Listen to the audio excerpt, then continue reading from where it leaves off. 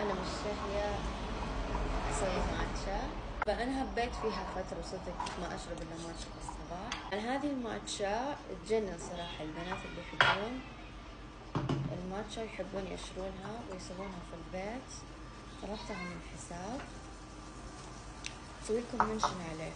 كذا لذيذة لذيذة لذيذة، وأحب أستخدم معها الكوكونات ميلك. هذا ماتشا. طيب خلوني أشرح لكم كيف نسوي ماتشا للناس اللي ما يعرفون يسوون ماتشا في البيت.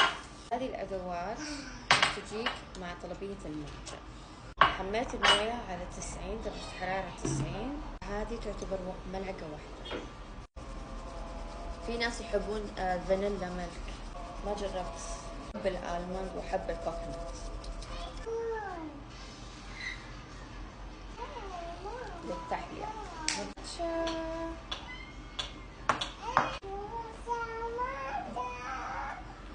ما عندي سترو، دائما اخذها من مقات روبي. See you later.